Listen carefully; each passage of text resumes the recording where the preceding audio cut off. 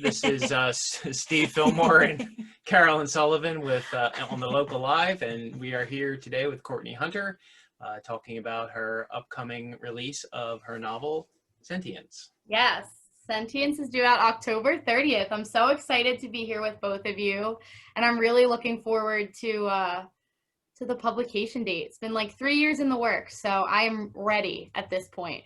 Wow, 3 years. So, yeah. So where did the idea begin? Do you have a moment in mind where it actually started? So in about 2014 or 2015, there were like two different pieces of media that I saw that really inspired me. So one was a video of an animatronic robot called Female Figure by an artist named Jordan Wolfson. And it was a video set to this really creepy version of Blurred Lines by Robin Thicke. So it was like this weird synth version of it.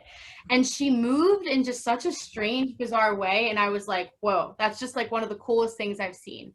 And then I watched the movie Ex Machina, which is a movie about like a modernized Turing test. And that was the first time I ever heard of a Turing test. So from there, I went to the first medium that I knew for storytelling, which at the time was dance. So I made a dance piece about artificial intelligence. And prior to that, I'd always been really like interested in creative writing and kind of always would entertain myself with character development in my mind. And once I finished the piece, I was like, you know what? All of those characters that have been rattling around in my brain can fit into this world. And that was it. I started. All of the research that I did for the dance piece kind of was a springboard for a lot of my writing, and it just naturally evolved from there. I'd never done anything like this before. I don't have a writing background, so definitely didn't have a blueprint, kind of just went step by step and figured it out as I went, and now we're here. But you're a reader though, right? Yes, I do love to read.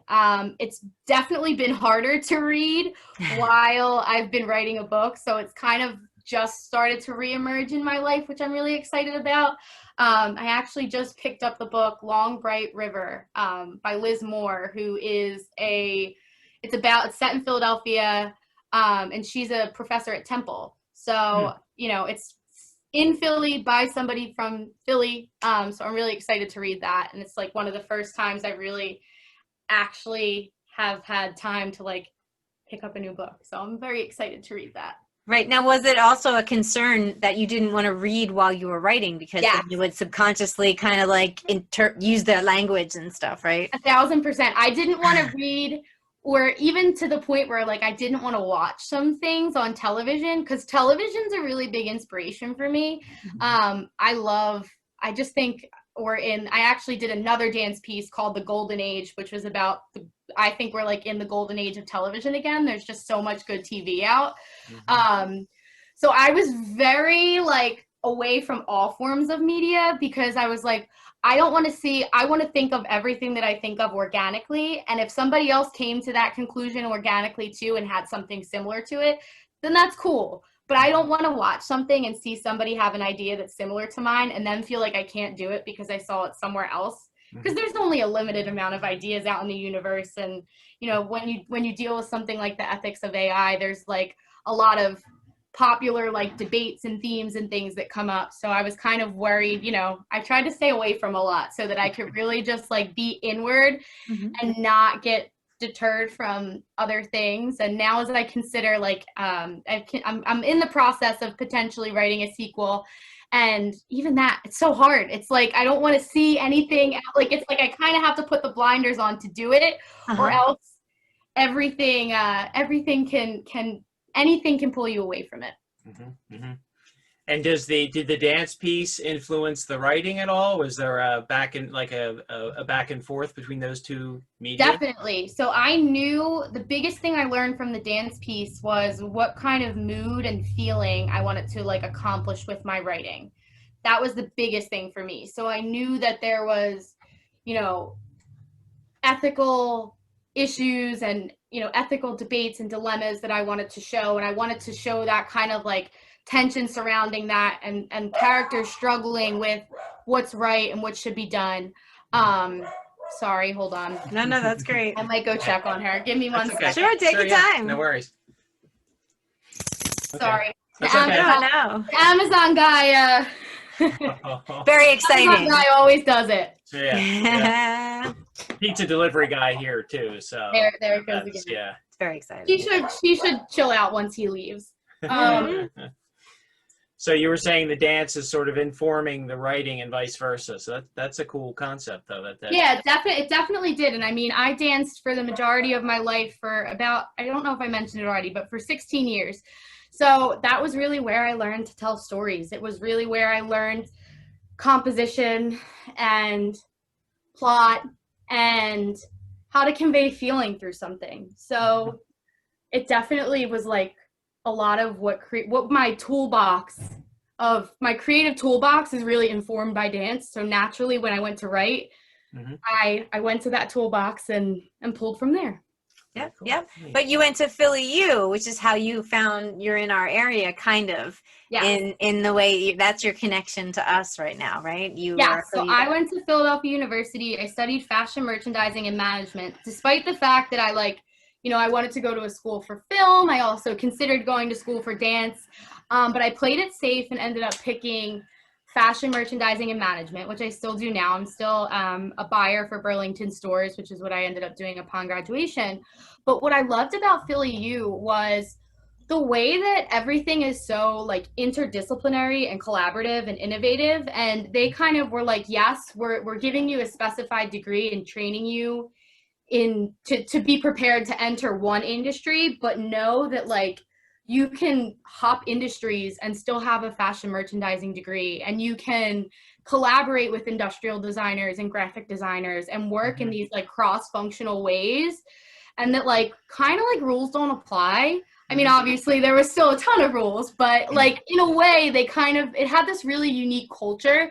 And I don't think that I ever would have thought that I could write a book if I didn't spend time in an environment like that, where it was kind of like, you can do what you want. Like you have the toolbox, and the having the skills that you have and applying them to a different industry gives you like new perspective and different advantages that people who are just, set in that path and stay there and only work in that one lane or whatever you want to call it. I think that really like made me realize like, yeah, I can be a buyer and write a book and publish a book. Like, why not? Like, why not? I can be a dancer. I can be a writer. I can be a buyer. Yeah, why not? You have your skill set that comes with you and can be applied in any medium of your choice. Yeah, so I think that is definitely something I learned from PhillyU. And then another connection that I have to the area, which we had talked about briefly, during college, I commuted, so I bopped around a lot between jobs and internships, and I tried to keep a busy schedule.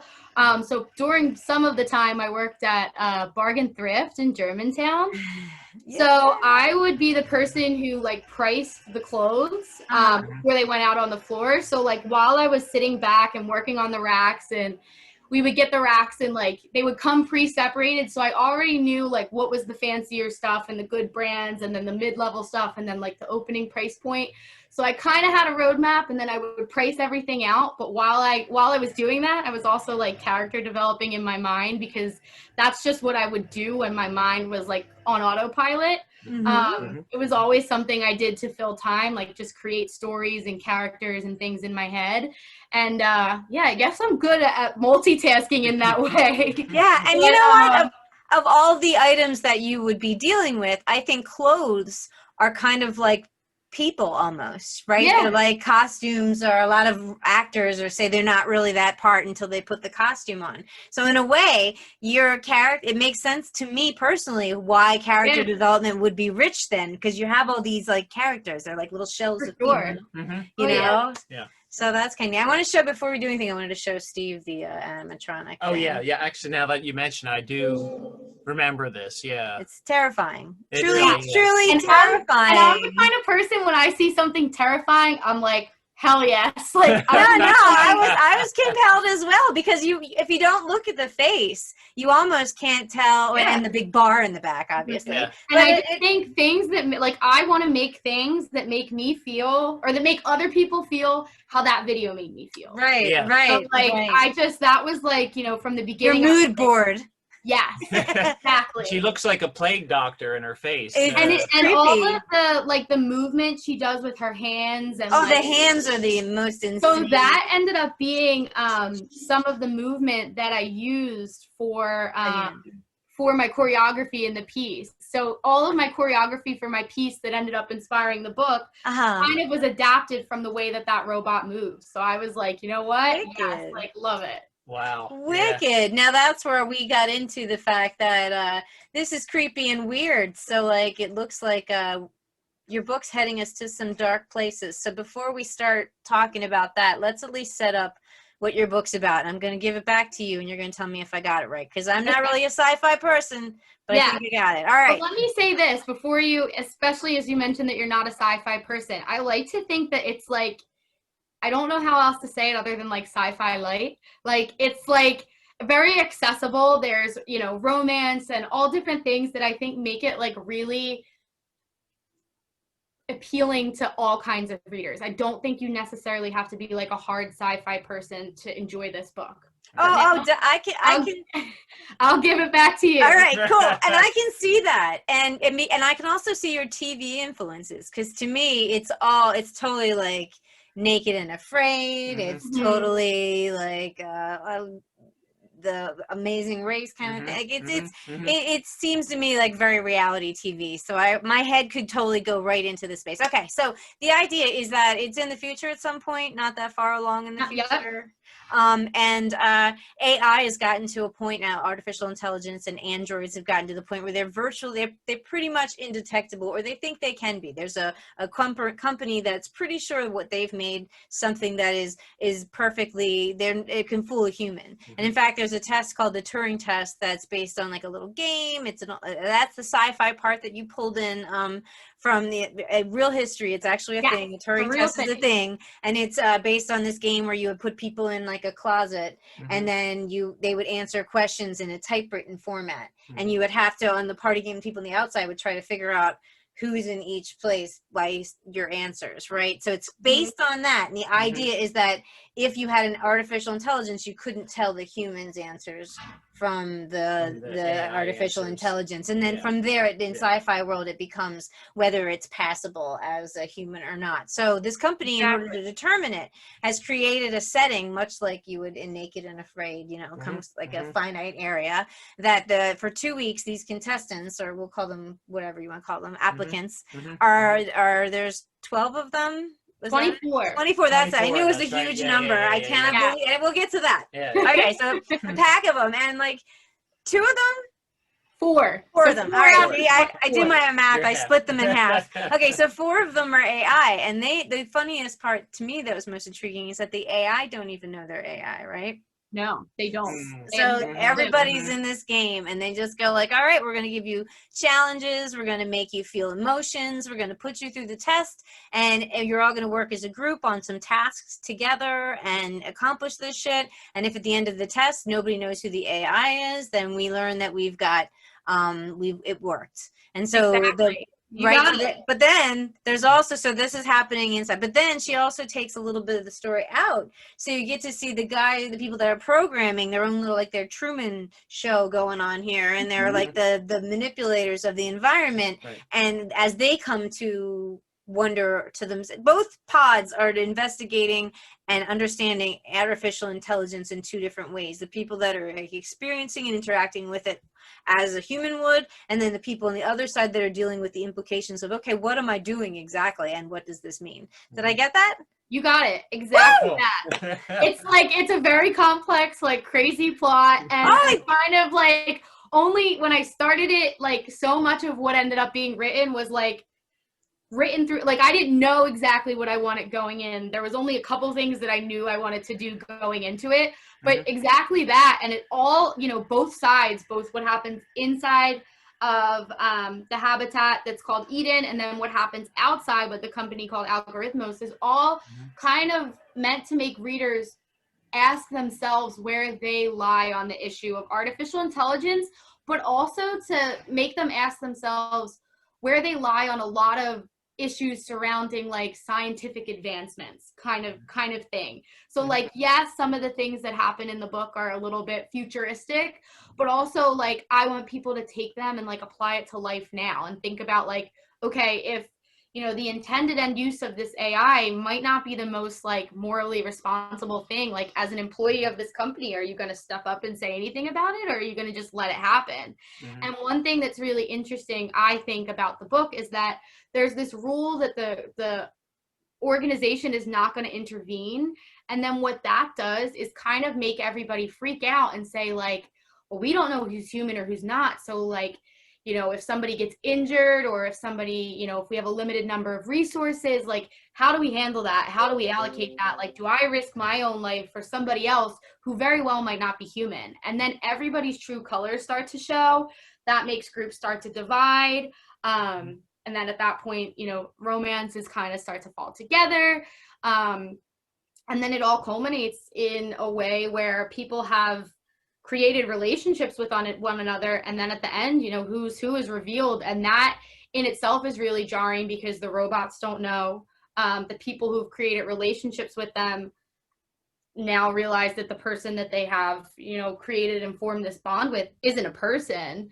And what does that mean? Like, does that make a difference? Does that invalidate everything that happened in as a part of their experience?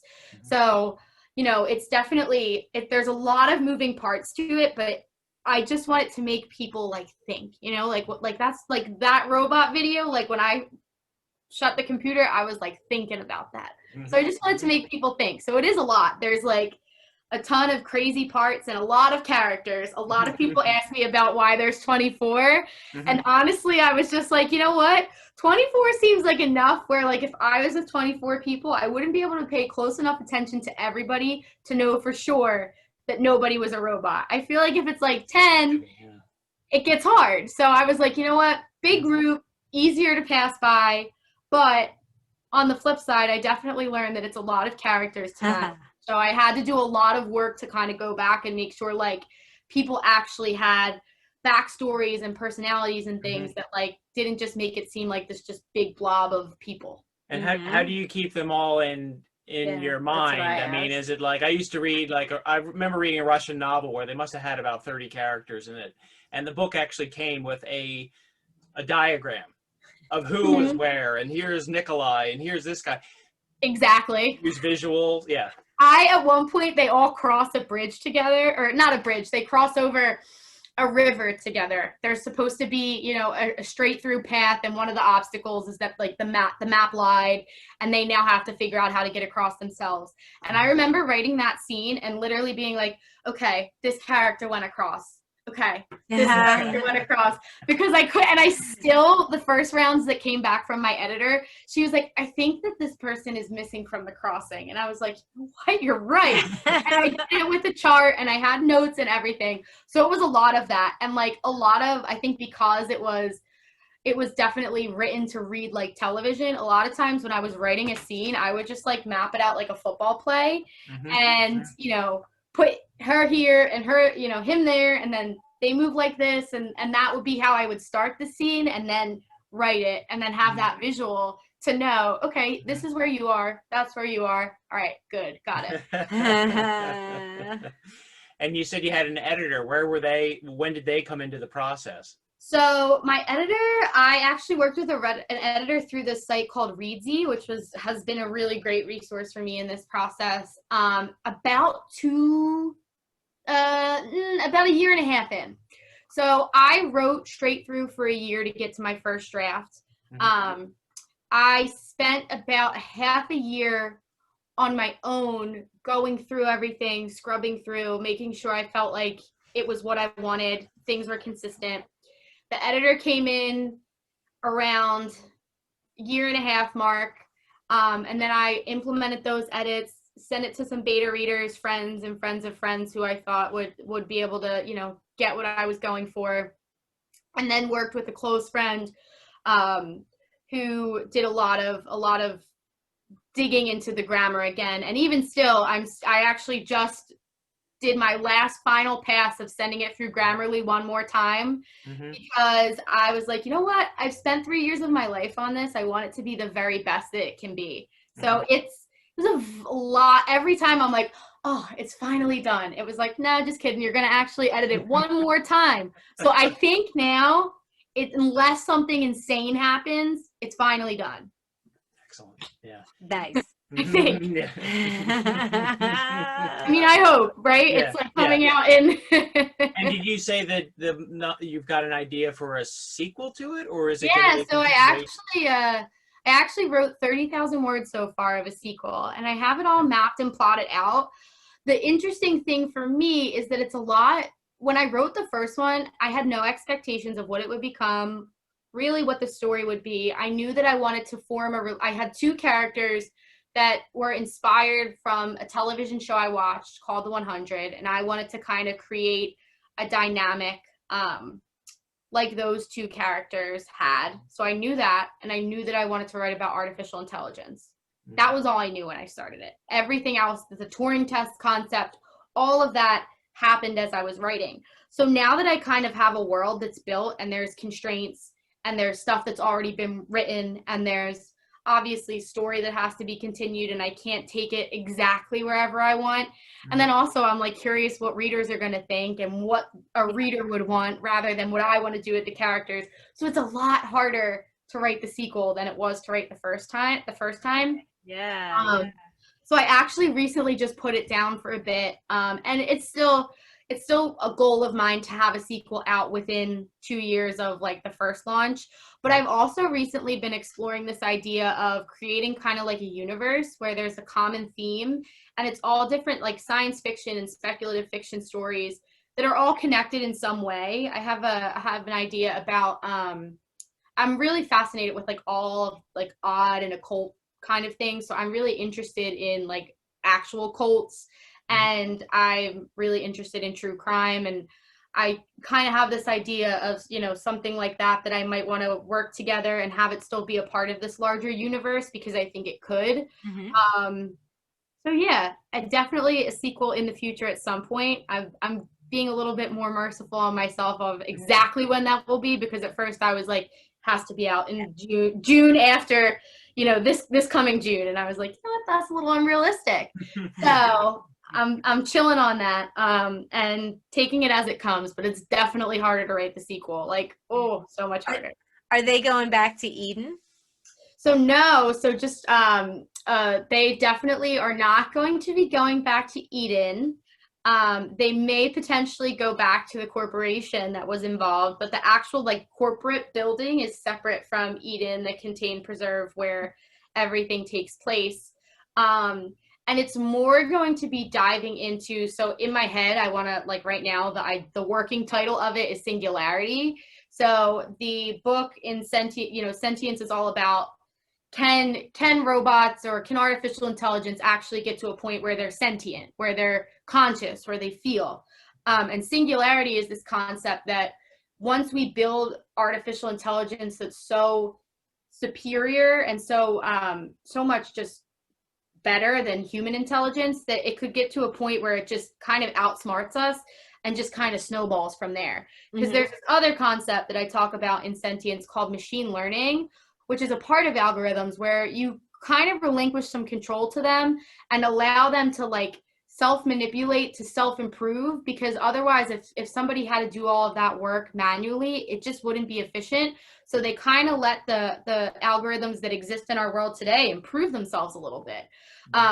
And my whole concept for the next one is like, what happens if that singularity is reached and AI kind of just spirals out from there? And what does that mean for the world? And, you know, what do I think that would do to society and humanity and all of that? So, Right. Well, I ran into, when I was looking up I'm into titles. So I was just curious about where you got your title from. And obviously, instead of just asking you, I just went and researched the word, just because I figured that's what I would do, is research definitions. And did you run into sentience versus sapience?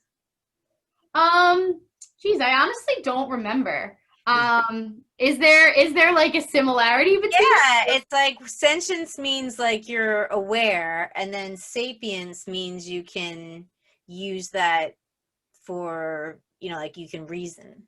Ah, So it's just interesting. So interesting. that's Homo sapiens. So when you're talking Yeah. about singularity, I was like sentience, sapiens, singularity. I'm like, you've got a whole trilogy here. Yeah, there we go. I mean, ideally, like I have this whole like time jump idea in my head of like what the universe would look like. So all of this takes place in 2024, and like when I really let my mind get out of control, I have this whole idea for what it could look like way down in the future. And there was a hot minute where I was thinking like maybe I'll make the second one the time jump and then go back and make the third one the chronological order, but it just didn't make sense. So I'm going chronological order. Because that's something I always really like with television and books when they do like then and now or manipulate. I do too.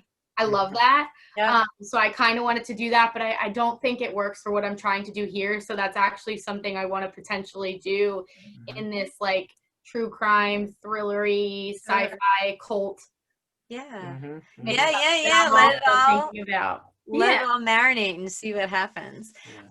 So we have two important themes that I believe run through the book. And this is me just talking out my ass, having not really read the book, but read everything I could about the book, including one of your chapters. So I do know one thing, that there is a hell of a lot of action if it's based on the first chapter, because there's already you jump in, bam. So this is not like a thinky read. Like no, it's not. And I think I think it's interesting. It's like part of that is because I want it to read like television, but also I think it's because I'm maybe not as much of a technical writer or like a writer by degree or trade, or I don't have it. It's not my background, and I just think I was like, you know what? I'm just gonna tell the story. Yeah. And I didn't like digress and I think that's something I also do want to do a little bit more in the next whatever I write, because I think that there's some merit to that.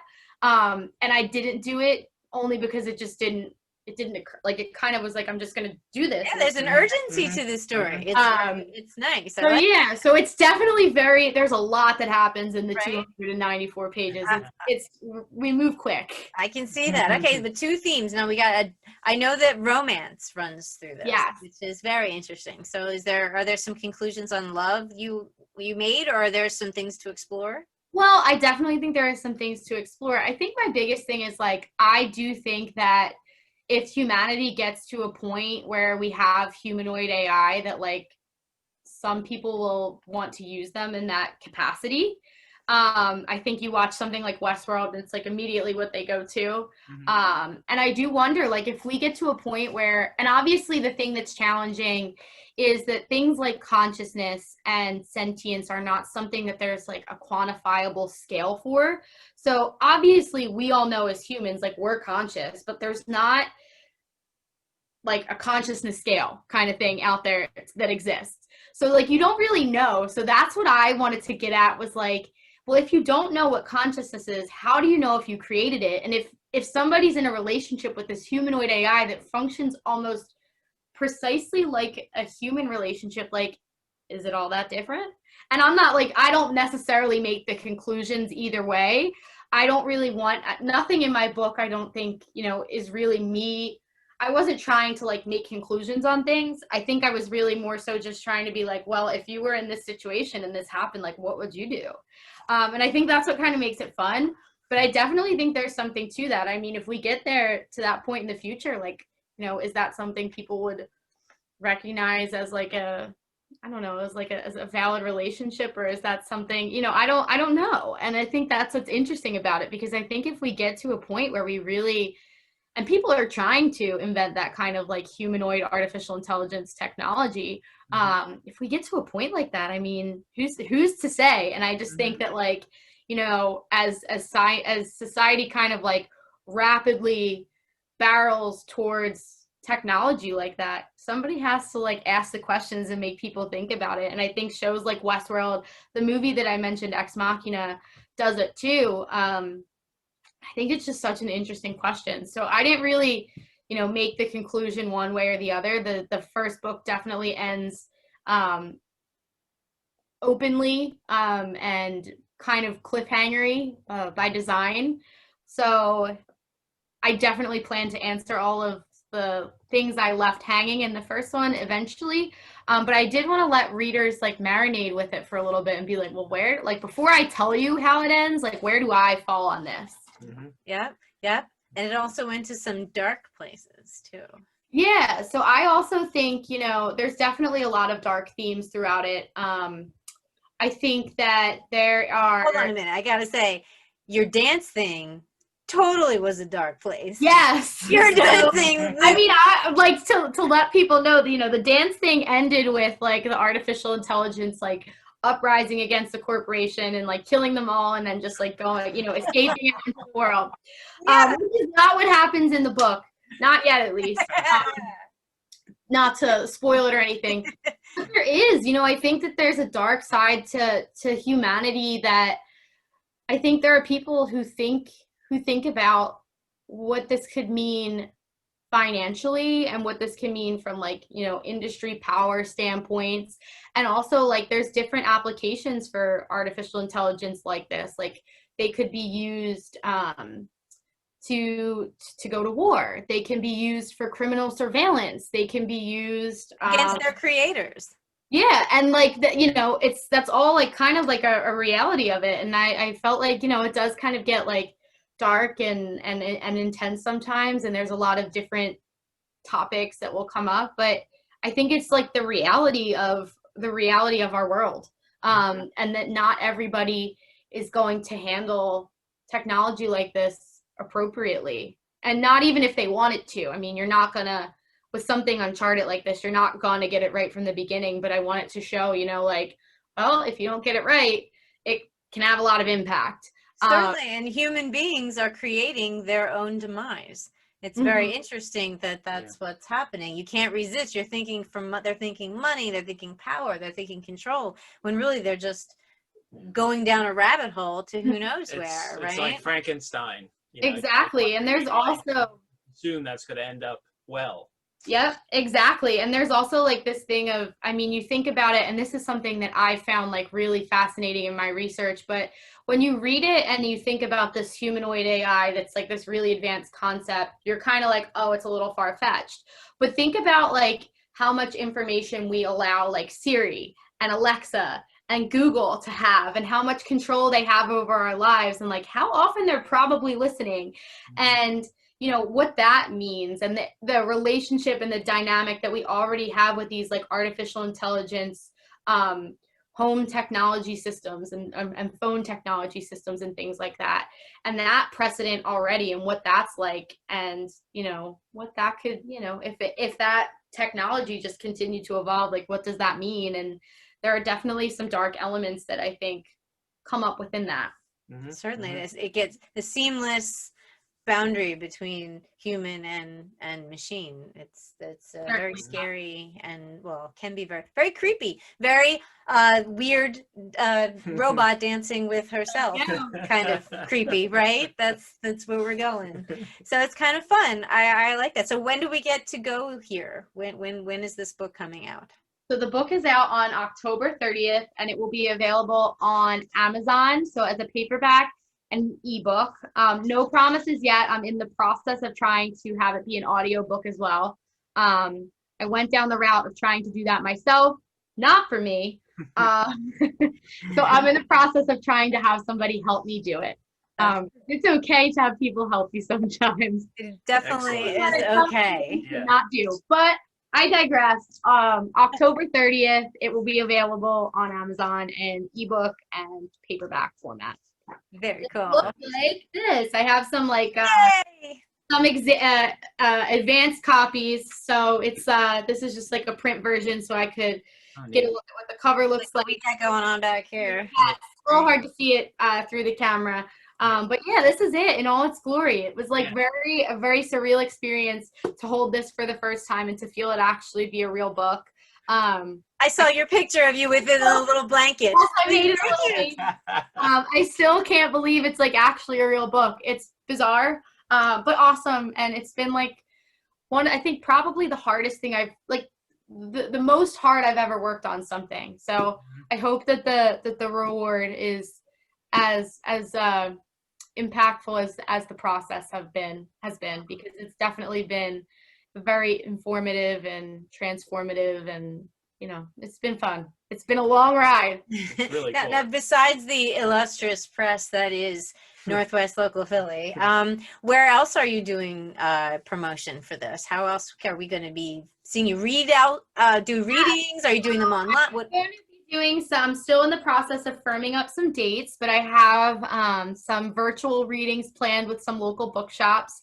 I also, because I date a podcaster, have a lot of podcasting friends, so I'm going to be making some podcast appearances. Nice. Right now, the ones that I have confirmed are one's called It's for the Table, one's called Still Standing. The person who does Still Standing, her name's Daniela. She actually was one of the people who helped me produce the Fringe Festival performance. So she's been really like impactful on my life creatively. So I'm really looking forward to that.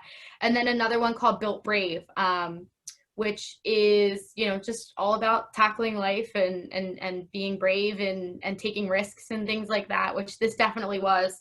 I definitely, you know, when I started, I don't necessarily know if I saw it being all that it is now. So it's definitely required me being brave to like actually talk about it with people and share it with the people that I actually like work with, who know me as one thing and now I'm this other thing outside of work. And yeah, so that's what I have going on now. I too also for like a hot minute started a podcast called the Sentience Podcast, where I dove into, back in January when I thought the book was going to be out even earlier, I did this podcast series about the book and talked about the characters and stuff like that. But I'm also going to be promoting it when it's actually out with a series called Inside the Chapter, where kind of like HBO's Inside the Episode, where I like go in and give you like a little backstory, exclusive detail of each chapter, how I wrote it, things I wanted to call out, things that are important kind of thing. So that's really what's in the works now. I'm trying to think if I'm not remembering or anything else. I feel like all I do is work on like the marketing end of things lately, which is a whole, every day I'm like, oh, there's something new I didn't know that I should be doing. I got to start doing it now. Yeah, So yeah. it's definitely fun and rewarding. I've gotten to like connect with a lot of really great people, and you know, it's definitely been exciting to make those connections and to hear people respond positively to what I've worked on and what I've been working on. And yeah. And it's just the beginning. Think about that. Fingers crossed. That's the goal. That's the plan. I love it. No, it is. Well, you know, you haven't even come out yet. It's not out yet, so you still are waiting. There's so much fun stuff to come yet. So I'm very excited. And also, other fun stuff to come is that we're going to circle back. I don't know, this is not necessarily part of the thing right now, but we're going to circle back around because you gave us a nice script. Nice little excerpt. So I think we're gonna try. I have a pretty decent microphone. I don't know if we're using it. I think we are.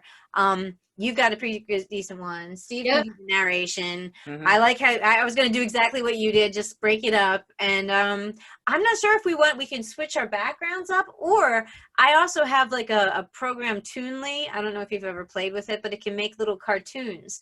So I might be able to take our voiceover, and it even makes the tunes do. I mean, it's really cool. So if that's the case, I can turn us. I can might be able to animate. Love that. Yeah, that would be awesome. Right? Yeah. So I'm down for anything. I'm so excited. Cool. Very cool. So what we want to do right now is this whole little recording that we got going on, I'm going to splice it on up into a cute little movie of some kind. We're going to change, it'll turn into a transcript using Otter AI. There we go. See? Whoa. Having things that like you don't realize are AI, and then when I was reading this, I was like, shit, it's there too? It's everywhere.